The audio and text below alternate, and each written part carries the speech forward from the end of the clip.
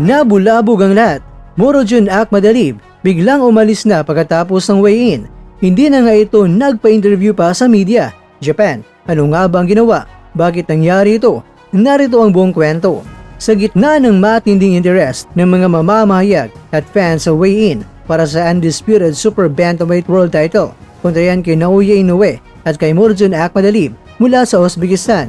Pero kapansin-pansin ang hindi pangkaraniwang kilos ng challenger na si Akmadalib matapos matagumpay na pumasa sa timbangan noong ika-13 ng Setyembre sa IG Arena sa Nagoya. Agad na umalis itong si Akmadalib at dumiretso sa recovery session, isang desisyon na kinagulat ng marami dahil karaniwan ng may media conference bago o pagkatapos ang rules meeting.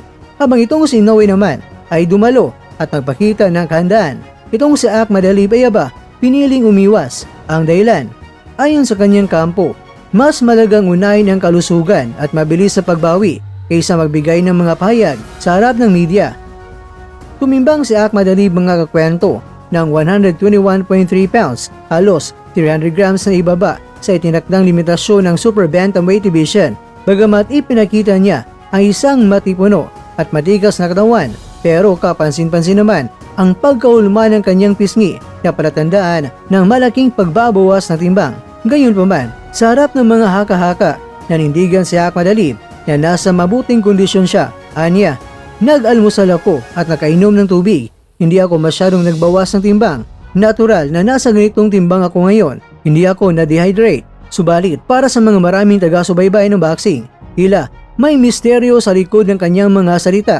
Sa isang laban na kasing laki at kasing halaga ng kay Inoue, ang pagiging sobrang tahimik at pag-iwas sa media ay nagdulot ng mas maraming tanong kaysa sa mga sagot. Ito nga ba ay taktika o senyales ng pangamba? Dalawa ang nakikitang posibleng dahilan ng biglang pag-alis ni Akmadalib. Una, taktikal na hakbang.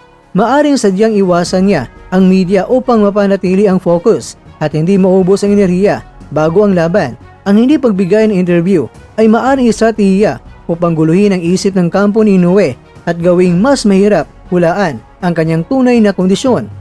Pangalawa, senyales ng panghihina.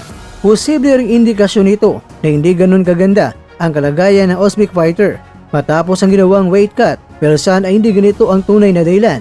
Ang agarang pangangailangan ng pagkain at tubig ay nagsasabing maaring nakaranas siya ng matinding hirap sa pagpapapayat upang umabot sa limitasyon. Anuman ang tunay na dahilan, ang kanyang kilos ay nagdagdag ng tensyon sa darating na laban. Sa isang banda, maaring ito'y manifestasyon na matatag na kumpiyansa. Sa kabilang banda naman ay maaari rin itong palatandaan ng kahinaan na maaring samantalahin ng isang bihasang mandirigma tulad ni Inoue.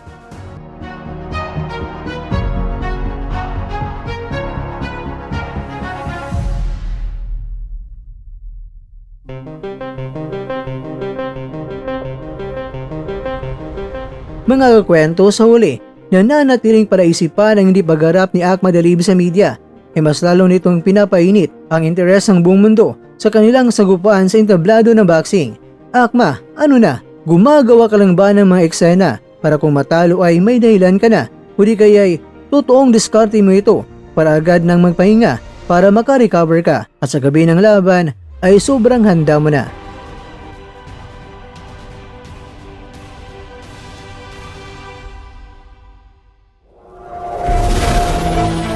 At dyan, nagtatapos ang ating kwento.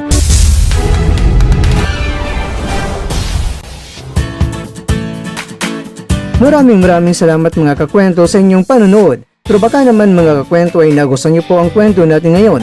Baka pwede niyo po akong mabigyan dyan ng like, subscribe at pa-click na rin sa bell button.